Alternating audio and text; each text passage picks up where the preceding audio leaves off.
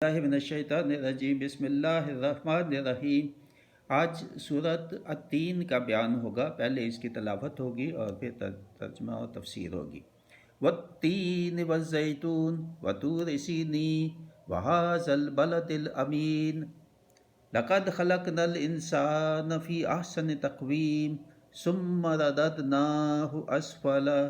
سافلین الا الذین آمنوا وعملوا الصالحات فلہم اجر غیر ممنون فما یکذبک بعد بالدین الیس اللہ باحکم الحاکمین۔ اب اس کا ترجمہ۔ انجیر کی قسم اور زیتون کی اور طور سینا کی قسم اور اس امان والے شہر کی قسم، بے شک ہم نے آدمی کو اچھی صورت پر بنایا، پھر اسے ہر نیچی سے نیچی حالت کی طرف پھیر دیا، مگر جو ایمان لائے اور اچھے کام کیے کہ انہیں بے حد ثواب ہے۔ تو اب کیا چیز تجھے انصاف کے جھٹلانے پر باعث ہے؟ کیا اللہ سب حاکموں سے بڑا حاکم نہیں؟ بہت عظیم صورت ہے، بہت اہم صورت ہے۔ اس میں اللہ تعالیٰ نے 4 قسمیں جو ہے کھائی ہیں۔ شاید اور کوئی صورت نہیں جس میں 4 قسمیں کھائی ہیں، یہ 2-3 ہوں گی، شاید 4 والی شاید یہ ایک ہی قسم ہے۔ ایک تو یہ اس کی بڑی اہمیت ہے، اور قسمیں ان چیزوں کی کھائی ہے جو عرب ان علاقوں میں بہترین تھی، اور ان کی کوئی بہت جو ہے وہ ہسٹوریکل بھی اہمیت تھی یا دینی لحاظ سے بڑی اہمیت تھی۔ تو پہلی تو ہے تین، انجیر کی قسم۔ انجیر وہ پھل ہے بہترین جو بہت علاقوں میں، عرب کے علاقوں میں ہوتا ہے، جو پہاڑی علاقے ہیں یا سرد علاقے ہیں۔ تو اس کا جو ہے پھل بے حد مفید ہے، بہت بیماریوں کا اس میں علاج ہے۔ تو بہت ذائقہ اس کا بہت اچھا ہے، اس میں کوئی چیز پھینکنے والی نہیں، پورے کا پورا یہ ایسا ہے کہ اس کا نہ بیج پھینکنے والا ہے، نہ اس کی کوئی گٹھلی ہے، نہ اس کے اوپر کوئی جو جیسے اسکن ہوتی ہے وہ ہے۔ تو مکمل ہر چیز پورے کا پورا کھانے والا پھل، شاید ایسا اور کوئی پھل غالباً نہ ہو۔ اور زیتون کی قسم، زیتون بہترین تیل جس کا بے حد مفید طبی لحاظ سے، صحت کے لحاظ سے، پیٹ کی بیماریوں کے لحاظ سے، ہاضمے کے لیے اور طاقت کے لیے، اور اس میں کولیسٹرول نہیں ہے، اس میں وہ جو فیٹ ہوتا ہے باقی تیلوں کی طرح وہ نہیں ہے، اور اس کو جلایا جاتا تھا پہلے، اور سالن اس سے بنائے جاتے تھے، تو بغیر اس کے بھی ویسے بھی یہ چمچے سے بھی لے سکتے ہیں۔ ایسی خصوصیت اور کسی تیل میں نہیں کہ اتنی خوبیاں جس میں ہوں۔ غالباً یہ تیل جتنے بھی ہیں آئلز، ان کا یہ بادشاہ جو کہہ سکتے ہیں کہ کنگ آف آئلز۔ تو بہت بہترین جو چیزیں ہیں اللہ تعالیٰ کی پیدا کی ہوئی، اللہ تعالیٰ ان کی طرف توجہ مبذول کراتا ہے کہ دیکھو میری قدرت، کیوں نہیں مانتے کفار کو، اور دوسرے جو اسلام پہ عمل نہیں کرتے ان کو اللہ تعالیٰ کہہ رہا ہے کہ دیکھو میری قدرت، میں نے کیا کیا چیزیں آپ کے لیے بنائی۔ اور پھر طور پہاڑ جہاں حضرت موسیٰ علیہ السلام سے جو ہے وہ ان کو صحیفے نازل کیے، ان کو ان کی کمانڈمنٹس کہہ لیں 2 نازل کی، اور دوسرا ان سے خطاب فرمایا۔ یہ طور وہ پہاڑ ہے، اور سینین اس کی جگہ ہے، جگہ کا نام سینا۔ تو اس جگہ کی قسم کھائی جس کی جو دین اسلام میں بہت اہمیت ہے دونوں چیزوں کی، اور بے حد اہم ہے دونوں، بہت مبارک، بہت متبرک دونوں مقامات ہیں۔ اور پھر اور مبارک جو ہے وہ مکہ مبارکہ کی جو قسم کھائی یہاں پہ، جو امان والا شہر ہے۔ مکہ جو ہے حضرت ابراہیم کی دعا سے اس کو امان والا شہر جو ہے اللہ تعالیٰ نے بنایا کہ یہاں امان ہے، جو بھی یہاں آ جاتا ہے اس کی حفاظت ہوتی ہے، تو اس کے ساتھ کوئی سلوک برا نہیں کیا جاتا، جنگ نہیں کی جاتی، لڑائی نہیں کی جاتی، جانوروں کو بھی تنگ نہیں کیا جاتا، یہ امن والا شہر ہے۔ تو یہ 4 قسموں کے بعد پھر فرمایا بے شک ہم نے آدمی کو اچھی صورت پر بنایا۔ انسان کو جب تخلیق کیا تو بہت اچھی صورت میں بنایا، یہ معصوم تھا، گناہوں سے پاک تھا، ہر بری چیز جو ہے اس سے دور تھی۔ اور احسن تقویم، اس کی شکل، اس کی صورت، اس کی بناوٹ، اس کی جو ہم نے اس کو جو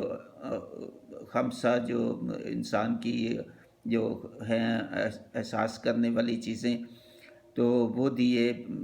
گویائی دیے، زبان دی، آنکھیں دی، کان، ناک، خوبصورت چہرہ، اور عقل دی اور دل دیا اس کو،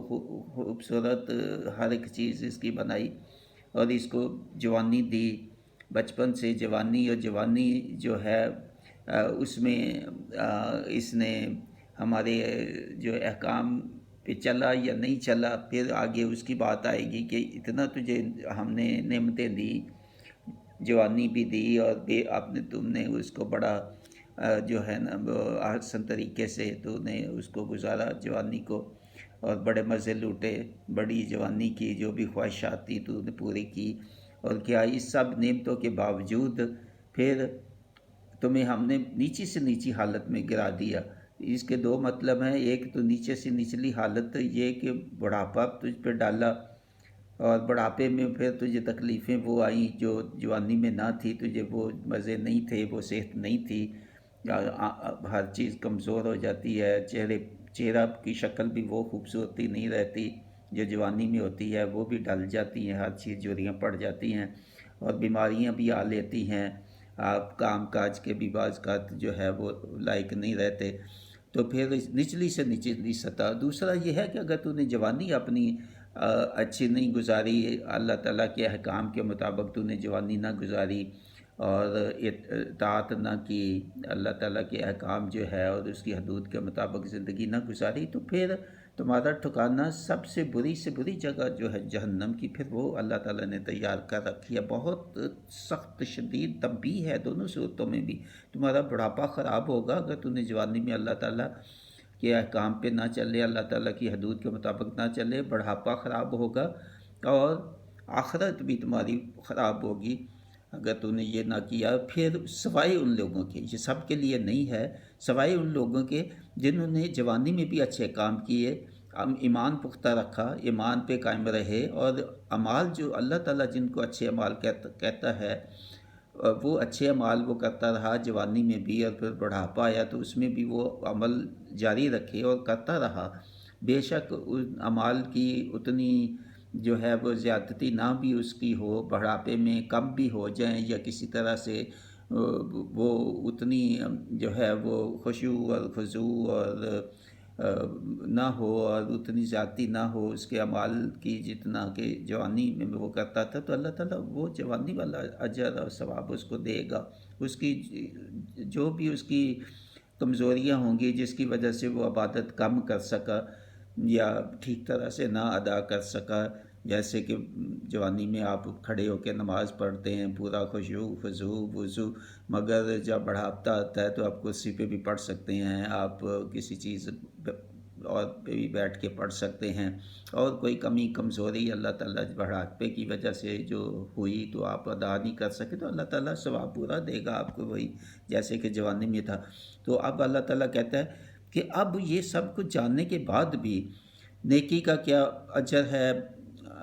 بھلائی کا کیا اجر ہے، اللہ تعالیٰ کے احکام پہ چلنے کا کیا اجر ہے، اور نہ چلنے کا کیا اجر ہے، اور جو نیک لوگ جن کا ایمان پختہ اور انہوں نے اچھے اعمال کیے ان کو کیا صلہ ملے گا، یہ سب کچھ جاننے کے بعد بھی تو جھٹلا رہا ہے دین کو۔ یہ جو دین اسلام نبی پاک صلی اللہ علیہ وسلم پیش کر رہے ہیں، تو یہ سب کچھ جاننے کے بعد بھی میری تنبیہ بھی اور میری بشارت بھی کہ تجھے جنت میں داخل کیا جائے گا، اس کے باوجود بھی تو اب بھی انکار کر رہا ہے۔ اب یہ ان سرداروں کو ہے جو کفار کے سردار، اور ہمیں بھی ہے، ہر کسی کے لیے ہے کہ یہ اللہ تعالیٰ کی نعمتوں کا شکر نہ ادا کیا، جوانی کی جو نعمتیں تھیں، احسانات تھے اللہ تعالیٰ کے، مال و دولت، اولاد، جو بھی آسانیاں دیں ان کا شکر نہیں ادا کیا، اور جو اللہ تعالیٰ کے راستے پہ زندگی نہ گزاری، تو اس کا حال بتایا، اور سوائے ان کے جنہوں نے ایمان بھی اپنا قائم رکھا اور نیک اعمال پہ بھی جاری رہے، تو یہ سب جاننے کے بعد بھی تو انکار کر رہا ہے دین کا اور قبول کرنے کا اسلام کا۔ تو جان رکھو، جان رکھو، پھر اللہ جو ہے وہ سب حاکموں سے بڑا حاکم ہے، وہ سزا بھی بہت شدید دینے والا ہے، اور وہ اجر اور ثواب بھی بہت دینے والا ہے نیک لوگوں کو۔ دونوں کا یہ ذکر آیا، اچھے لوگ، برے لوگ اور نیک لوگ دونوں کا، تو دونوں کا مقابلہ کیا، تو پھر اللہ تعالیٰ حاکموں کے حاکم ہے، بڑے حاکم جو ہے ان سے بھی بڑا حاکم ہے۔ تو یہ تنبیہ ان کے لیے ہے جو برے لوگ ہیں، گناہ گار ہیں، جو سرکش ہیں، جو اللہ کی حدود کے مطابق زندگی جوانی نہ گزاری، اور جنہوں نے بڑھاپا بھی اور جوانی بھی اچھی گزاری، اچھے نیک کام کرتے رہے، تو ان کے لیے بھی اللہ تعالیٰ بہت اجر اور بہت ثواب دینے والا ہے۔ اس میں بہت ہمارے لیے نصیحتیں ہیں، بہت ہدایتیں ہیں، اور گناہ کرنے کا بھی سزا اور اس کی بھی بڑی شدید تنبیہ دی ہے کہ سوچو، غور کرو، یہ سب باتیں جو بھی اس میں بتائی گئی ہیں۔ تو اللہ تعالیٰ مجھے، میری اولاد کو، آپ کی اولاد، سب سننے والوں کو یہ صورت کی گہرائی، اس کی گہرائی دیکھو، اس کا مفہوم کی گہرائی، اور ایک ایک لفظ جو ہے اس میں جو ہے نا معنی ہے اور گہرائی ہے ایک ایک لفظ میں، اس کو جو ہے وہ سمجھنے کے بعد پھر اس پہ عمل کرنے کی توفیق دے سب کو۔ وما علینا الا البلاغ، مبشر محمود شاہ، مع السلامہ۔